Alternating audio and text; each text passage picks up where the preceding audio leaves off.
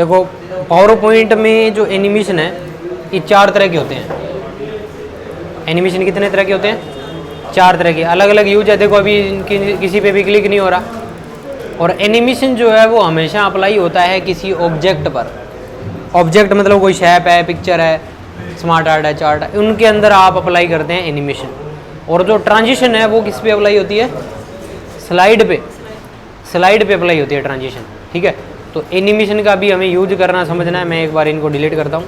मैं यहाँ कोई एक शेप ले लेता हूँ। जैसे मान लो मैंने यहाँ से ये सन शेप ऐड कर दी। इस तरह से कंट्रोल और शिफ्ट को होल्ड करके मैंने ड्रैग करा इसे, ताकि इसकी हाइट और विड्थ इक्वल रहे, बराबर रहे, सेम रहे।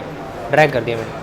अब ये पेज के सेंटर में नहीं है, सॉरी स्लाइड के सेंटर में नहीं है, फॉर्मेट में आना है, अलाइन पे सेंटर, और यहाँ पे आके मिडल कर देंगे तो बीच में हो जाएगा ये। और मैंने इसे थोड़ा इस तरह से कर दिया। ये ऑब्जेक्ट है मेरे पास में, आउटलाइन मैंने एक बार हटा दी इसकी। इस ऑब्जेक्ट को मैंने यहाँ पे बना रखा है। अगर मैं स्लाइड शो को चालू करूँगा, क्या ये ऑब्जेक्ट मुझे स्लाइड में दिखाई देगा कि नहीं देगा? देगा ना स्लाइड में। मैं F5 दबाऊंगा तो स्लाइड में ही है, क्योंकि मैंने बना रखा है ये स्लाइड में, तो ये स्लाइड में दिखाई दे रहा है। स्केप दबा देता हूँ, बंद हो जाए। लेकिन मैं चाहता हूँ कि ये ऑब्जेक्ट तभी दिखाई दे जब मैं चाहूँ। मैं F5 दबाऊँ तो स्लाइड आनी चाहिए एकदम ब्लैंक, खाली खाली है। जब मैं क्लिक करूँ ना माउस का, तो ये ऑब्जेक्ट जो है वो स्लाइड में एंटर हो जाए। ठीक है, तो इसके लिए मैं यहाँ पे यूज करूँगा किसका? एनिमेशन का। एनिमेशन पे आना है, एड एनिमेशन। यहाँ से भी लगा सकते हैं, यहाँ से भी लगा सकते हैं।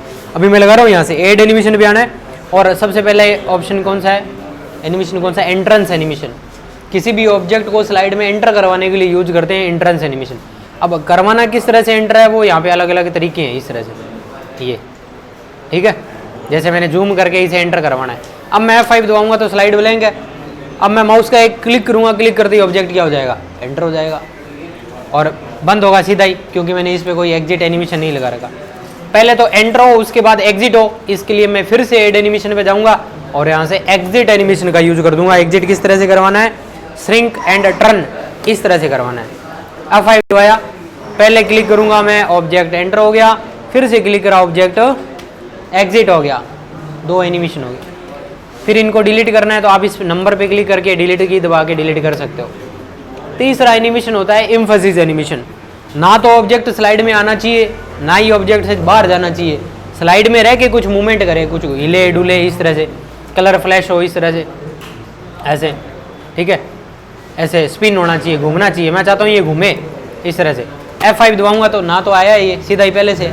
क्लिक करूँगा तो ऑब्जेक्ट क्या हो रहा है? मूवमेंट कर रहा है, कुछ एम्फेसिस हो रहा है। और एग्जिट करूँगा तो एग्जिट भी नहीं होगा। मैं बंद कर रहा हूँ स्लाइड को, एग्जिट सीधा ही हो रहा है, क्योंकि एग्जिट एनिमेशन ही नहीं लगा रखा। अब मुझे लगानी है तीनों साथ में ही। तो पहले मैं लगाऊंगा यहाँ पे एंट्रेंस एनिमेशन, इस तरह से एंटर हो, उसके बाद में स्पिन हो, और उसके बाद मैं यहाँ से इसे एग्जिट करना चाहता हूँ, इस तरह से फ्लाई आउट हो जाए। क्लिक, ये हो गया।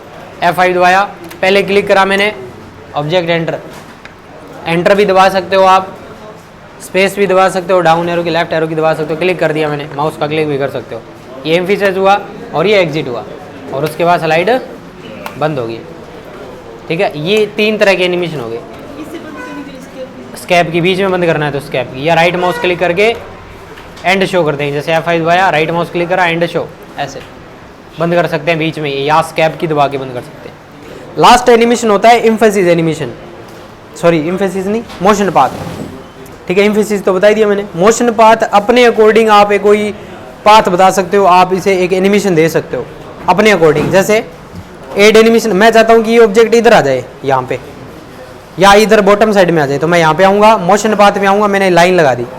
ऑब्जेक्ट कहाँ रहा? नीचे की तरफ। मुझे किधर करना है? अभी इधर करना है, तो मैं इफेक्ट पे आऊँगा और इसे कर दूंगा राइट साइड, ऐसे।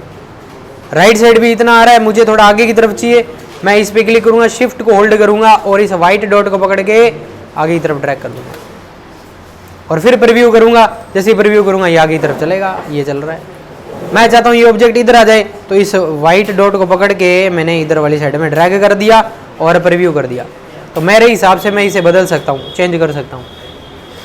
ठीक है, डिलीट करना, मैंने क्लिक करा और डिलीट की दबा के डिलीट कर दिया यहाँ से। फिर मैं चाहता हूँ कि मैं मेरे हिसाब से अलग तरीके से बनाऊँ, तो मैं यहाँ से कस्टम कर लूँगा कि पहले ऑब्जेक्ट इधर आए, फिर इधर आए, फिर इधर, फिर इधर, फिर इधर, फिर इधर, ऐसे करते हुए ये यहाँ पे आके रुक जाए। तो जैसे मैंने बताया है पाथ, वैसे ही ये चलता जाएगा। ये है मोशन पाथ। ठीक है। तो 4 तरह के एनिमेशन हो गए हैं, entrance animation, emphasis animation, exit animation और मोशन पाथ, 4 तरह के हैं, ठीक है। और इसके अलग अलग तरीके और भी है यहाँ पे, मोर एंट्रेंस इफेक्ट, मोर एम्फेसिस, मोर क्या चीज़, मैं ऊपर ऊपर से बता रहा हूँ आपको सारी चीज़ें, है तो ठीक है, न तो ठीक है, आएगा तो बढ़िया बात है, ना आएगा तो भी बढ़िया बात है, ठीक है। एग्जाम पॉइंट ऑफ व्यू से बता रहा हूँ, ऊपर ऊपर की सारी चीज़ें बता रहा हूँ आपको। तो ये कुछ चीज़ें आपको एनिमेशन से आज करके देखनी है। फिर स्लाइड शो में वही सेम ऑप्शन है, from beginning, from current slide जिस पे क्लिक करके वहाँ से फ्रॉम बिगिनिंग मतलब शुरू से शुरू करना, ये चीज़ें हैं। फिर इनके बारे में और बताऊँगा मैं आपको, ये वाले ऑप्शन, पहले आप एनिमेशन वाले ऑप्शन करके देखेंगे।